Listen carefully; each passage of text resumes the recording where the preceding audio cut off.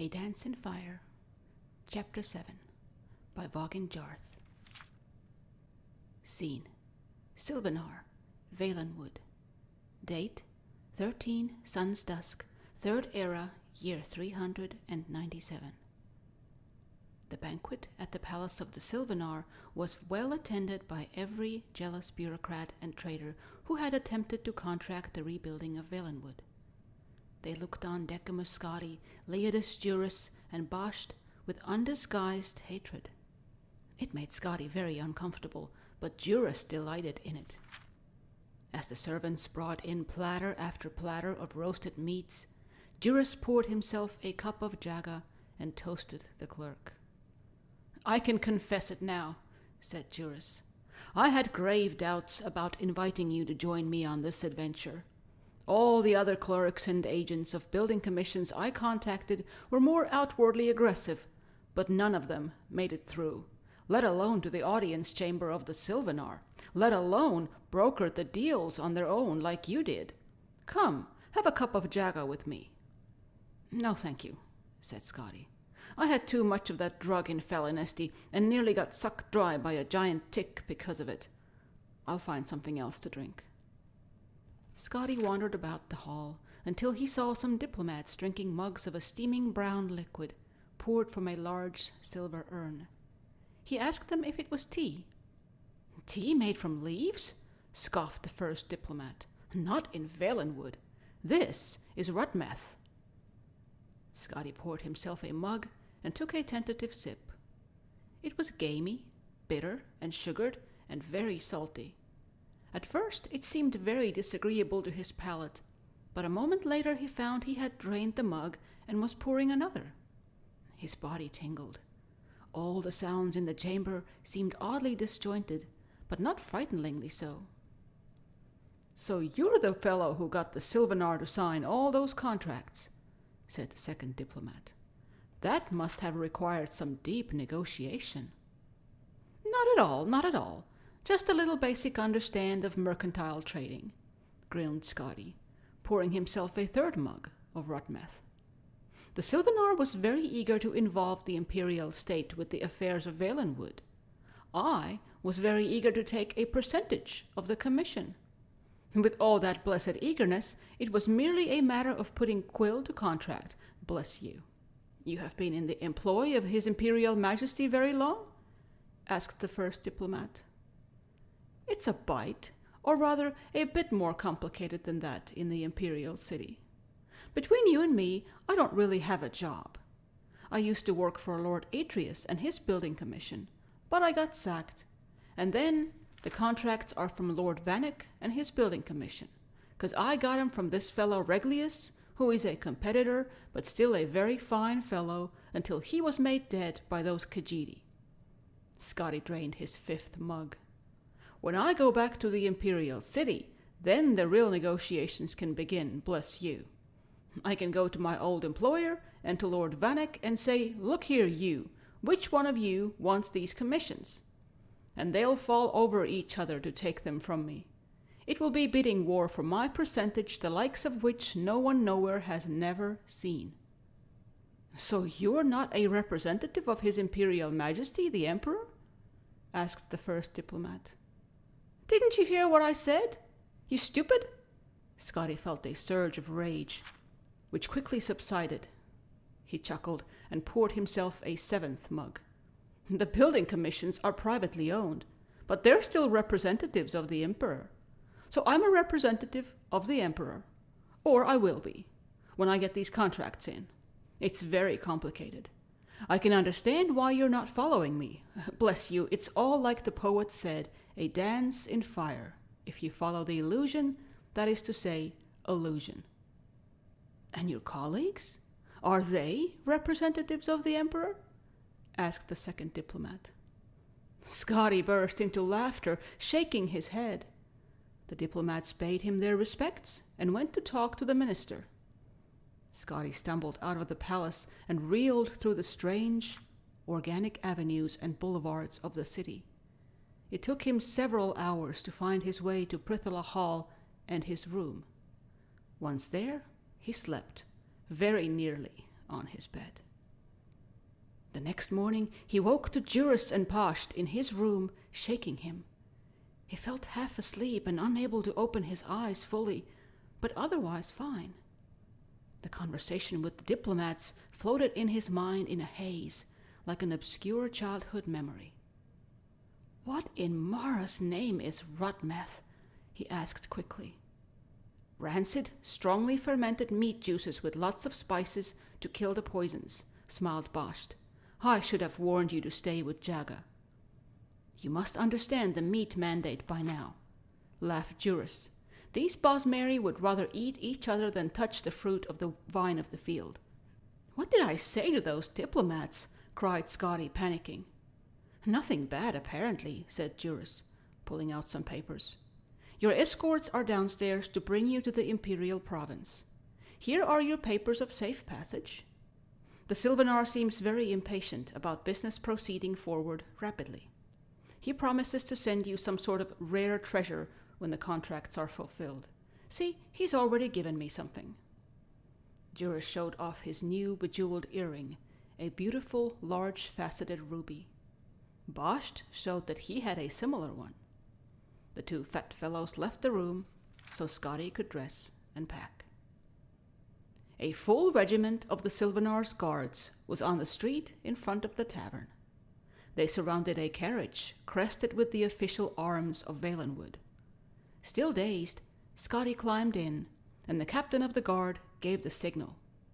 They began a quick gallop. Scotty shook himself and then peered behind. Pasht and Juris were waving him goodbye. "Wait!" Scotty cried. "Aren't you coming back to the Imperial Province too?" "The Sylvanar asked that we stay behind as Imperial representatives," yelled Leodus Juris, "in case there's a need for more contracts and negotiations. He's appointed us undrape, some sort of special honor for foreigners at court. Don't worry, lots of banquets to attend. You can handle the negotiations with Vanek and Atreus yourself, and we'll keep things settled here." Juris continued to yell advice about business, but his voice became indistinct with distance. Soon it disappeared altogether as the convoy rounded the streets of Sylvanar. The jungle loomed suddenly, and then they were in it. Scotty had only gone through it by foot or along the rivers by slow-moving boats. Now it flashed all around him in profusions of greens. The horses seemed even faster moving through underbrush than on the smooth paths of the city. None of the weird sounds of bank smells of the jungle penetrated the escort. It felt to Scotty as if he were watching a play about the jungle with a background of a quickly moving scrim, which offered only the merest suggestion of the place. So it went for 2 weeks. There was lots of food and water in the carriage with the clerk, so he merely ate and slept as the caravan pressed endlessly on. From time to time, he'd hear the sound of blades clashing, but when he looked around, whatever had attacked the caravan had long since been left behind. At last, they reached the border, where an imperial garrison was stationed. Scotty presented the soldiers who met the carriage with the papers. They asked him a barrage of questions that he answered monosyllabically, and then let him pass. It took several more days to arrive at the gates of the imperial city. The horses that had flown so fast through the jungle now slowed down in the unfamiliar territory of the wooded Colovian estates. By contrast, the cries of his province's birds and smells of his province's plant life brought Decumus Scotty alive. It was as if he had been dreaming all the past months. At the gates of the city, Scotty's carriage door was opened for him, and he stepped out on uncertain legs. Before he had a moment to say something to the escort, they had vanished, galloping back south through the forest. The first thing he did now that he was home was go to the closest tavern and have tea and fruit and bread.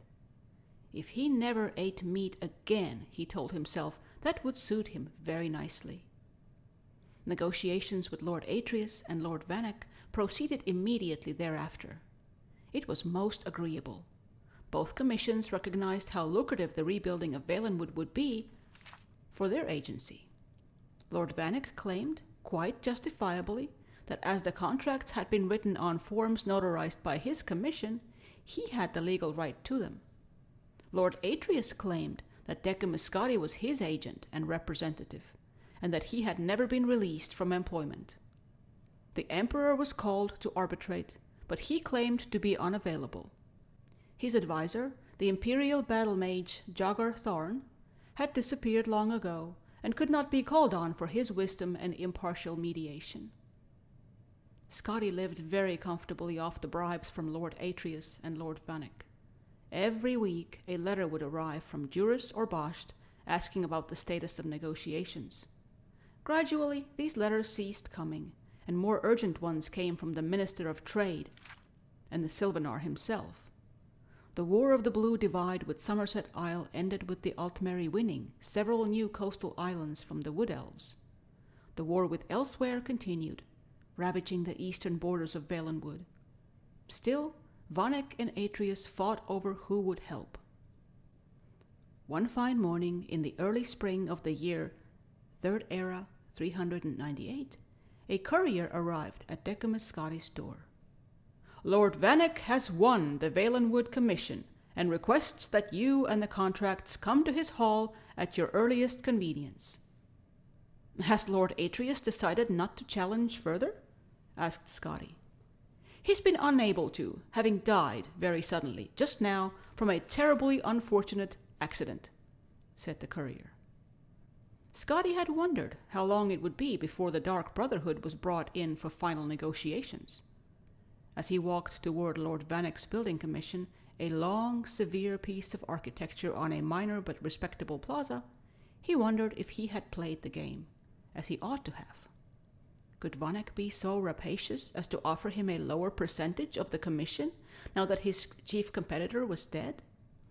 Thankfully, he discovered, Lord Vanek had already decided to pay Scoti what he had proposed during the heat of the winter negotiations. His advisors had explained to him that other, lesser building commissions might come forward unless the matter were handled quickly and fairly. "Glad we have all the legal issues done with," said Lord Vanek fondly. "Now we can get to the business of helping the poor boss Mary and collecting the profits.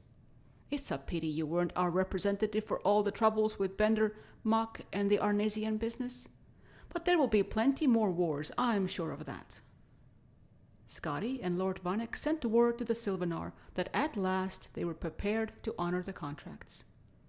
A few weeks later, they held a banquet in honor of the profitable enterprise. Decimus Scoti was the darling of the imperial city, and no expense was spared to make it an unforgettable evening. As Scoti met the nobles and wealthy merchants who would be benefiting from his business dealings, an exotic but somehow faintly familiar smell rose in the ballroom. He traced it to its source, a thick roasted slab of meat, so long and thick it covered several platters. The Cyrillic revelers were eating it ravenously, unable to find the words to express their delight at its taste and texture. "It's like nothing I've ever had before. It's like pig-fed venison.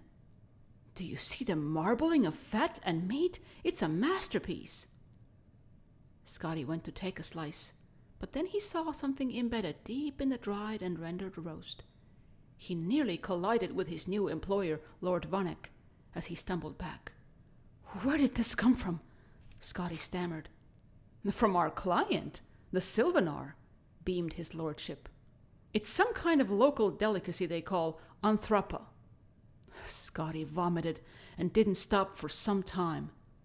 It cast rather a temporary pall on the evening, but when Decimus Scoti was carried off to his manor house, the guests continued to dine. The anthropa was the delight of all. Even more so when Lord Vanek himself took a slice and found the first of 2 rubies buried within. How very clever of the Bosmer to invent such a dish, the Cyrodiilis agreed.